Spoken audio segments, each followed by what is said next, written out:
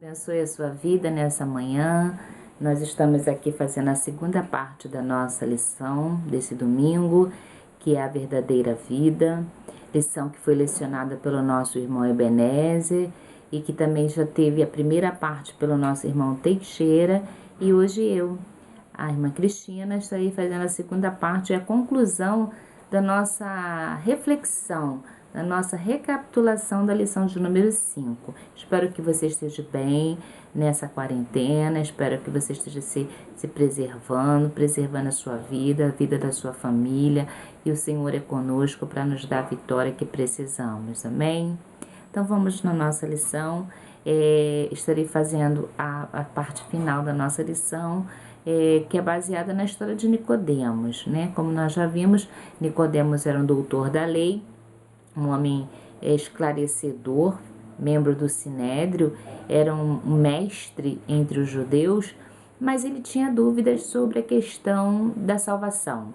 E é interessante que ele creu nos milagres do Senhor Jesus e por isso ele foi ter com Jesus à noite. A Bíblia diz que ele foi ter com Jesus à noite por causa dos sinais e prodígios que o Senhor fazia. E ele mesmo falou para Jesus: ninguém pode fazer os sinais que você faz se Deus não for com ele, se não for enviado pelo Senhor. Então, assim, Nicodemos, ele foi até Jesus porque algo chamava atenção nele, em Jesus, e eram os milagres. E ele acreditava piamente de que aqueles milagres era a obra do Senhor.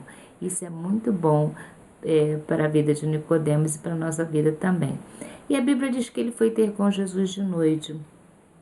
E um dos tópicos da nossa lição, que ficou no meu encargo de estar falando nessa manhã, era sobre isso.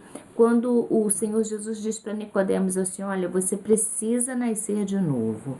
E ele pergunta: como pode ser isso? Como pode suceder isso? Ele achava que nascer de novo, ele teria que voltar ao ventre da mãe dele, ter uma nova experiência de vida, né? É como se aquela vida não valesse nada.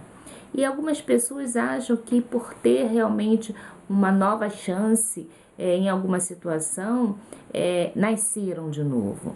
Mas a gente entende pela Bíblia que nascer de novo é algo muito além do que ter uma oportunidade de vida nessa terra.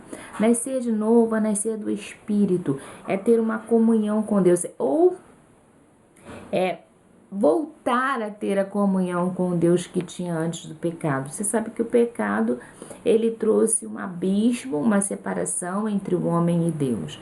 E através do novo nascimento, através da vida do Senhor Jesus, nós podemos ter uma nova comunhão com Deus, ou seja, nos religar a Deus, ou voltarmos, né, a ter a comunhão com Deus.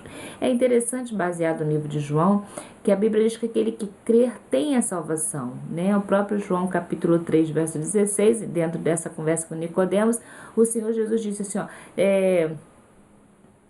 crer no Senhor Jesus, né? Ele diz aqui, porque o Filho do Homem, o Filho de Deus veio para que todo aquele que nele crê não pereça, né? O amor de Deus é tão grande que todo aquele que nele crê não pereça, mas tenha vida eterna. O homem estava condenado a morrer e viver eternamente sem Deus. Mas através de Jesus, através do seu sacrifício vicário, o homem pôde ter a certeza da sua salvação.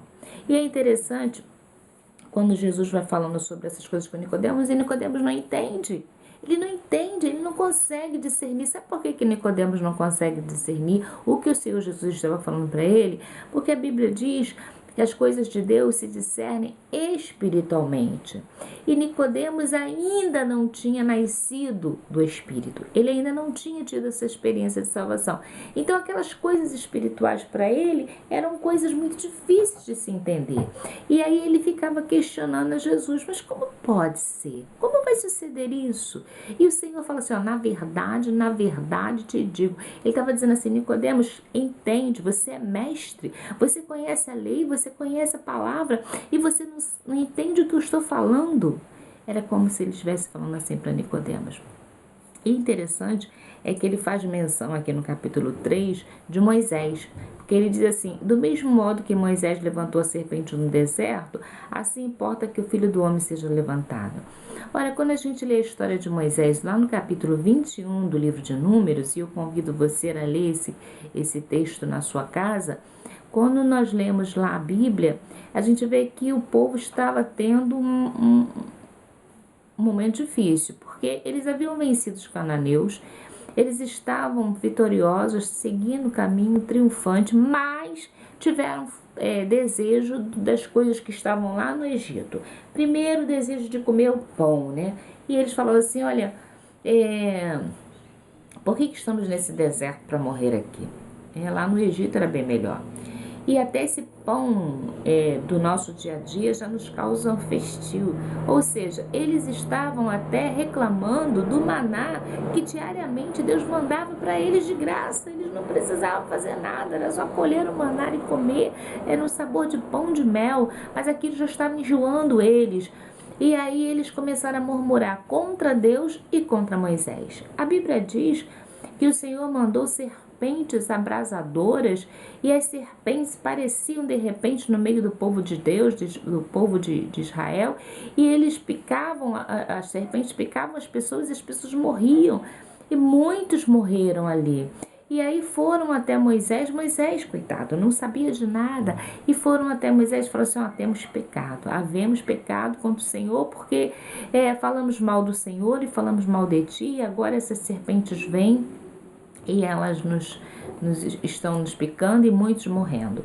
E aí eles pediram para que Moisés orasse ao Senhor, e Moisés ora ao Senhor, e o Senhor fala para Moisés assim: olha, Moisés, faz uma serpente abrasadora de bronze numa haste e coloca estendido no meio do arraial. Quem for picado pela serpente, ao olhar para essa imagem de bronze da serpente, ficará curado. É interessante isso quando a gente lê na Bíblia, porque o símbolo da medicina é uma serpente envolvida numa haste.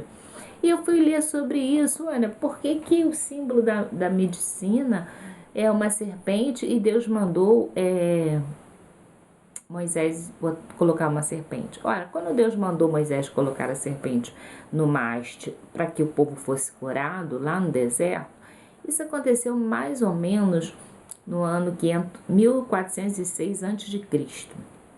Era quando o povo estava no deserto. E diz a mitologia grega que esse símbolo da medicina, ele veio de um deus grego chamado Esculápio. E provavelmente, segundo a mitologia, essa pessoa ela realmente existiu e ela viveu no ano 1200 a.C. E depois, diz a mitologia, que virou uma divindade. E o símbolo da medicina, ela vem da mitologia grega. Mas é interessante que antes dos gregos inventarem o símbolo da medicina como uma serpente numa haste, lá no deserto, o Deus dos deuses, o Deus não da mitologia, mas o Senhor dos senhores, já havia mandado Moisés fazer uma serpente de bronze e colocar no meio do arraial, e todo aquele que olhasse para a serpente ficaria curado. O bronze, ele fala de juízo. E é interessante que Deus manda fazer uma serpente de bronze, ou seja, o povo estava em pecado e precisava se redimir. E se fosse atingido pela mordida da serpente, eles teriam que olhar crendo que seriam curados. E aí ele diz aqui no livro de João que assim como Moisés levantou a serpente, importa que o Filho do Homem seja levantado. Ou seja, a primeira coisa que a gente precisa ter para ser salvo, segundo a nossa lição, é crer. As pessoas precisam olhar para Jesus e crer que Ele é o meio de salvação. Não existe outra explicação, é fé, é crer. Ele veio para morrer pelos nossos pecados. E olhar significa crer para ser salvo. Então, quando ele fala assim, aquele que deveriam olhar para a serpente, olhar, assim como ele foi, a serpente foi colocada, as pessoas precisavam olhar e acreditar e seriam salvos. Hoje nós precisamos crer. crer que o Senhor Jesus veio para nos salvar. E essa é a maior das experiências que nós temos, a experiência da salvação, é quando nós temos um encontro com o Senhor Jesus. A nossa vida muda, o nosso relacionamento com as pessoas mudam, tudo em nós muda quando nós aceitamos o Senhor Jesus como nosso Salvador. A fé, ela começa com uma identificação. E Paulo diz que, Paulo cita assim: já estou crucificado com Cristo e vivo, não mais eu, mas Cristo vive em mim. Então eu preciso ter essa identificação, eu preciso crer de modo que as pessoas olhem para mim e vejam que há algo diferente na minha vida, que eu mudei realmente de vida, mudei de atitude. Agora, o que acontece no novo nascimento? Nós começamos a viver uma novidade de vida, nós começamos a ter uma nova experiência. A Bíblia diz que as coisas velhas se passaram e tudo se fez novo.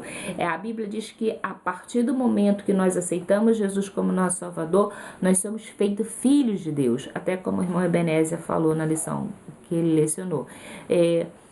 É difícil das pessoas entenderem, mas todos nós somos criaturas de Deus, fomos criados por Deus, mas filhos é a partir do momento que nós aceitamos o Senhor Jesus como nosso Salvador. Nós passamos a ser filhos de Deus, somos adotados por adoção.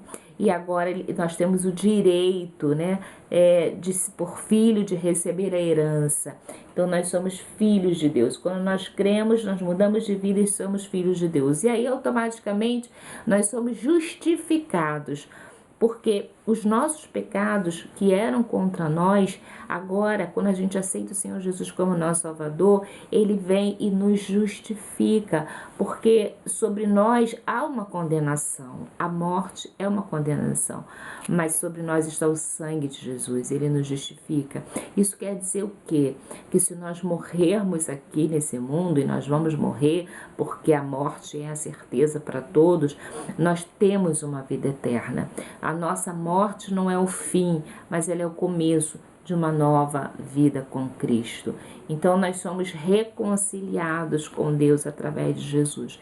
E essa é a maior de todas as nossas experiências, a experiência da nossa salvação, a experiência do entendimento de que nós somos salvos e de que nós precisamos do Senhor todos os dias na nossa vida.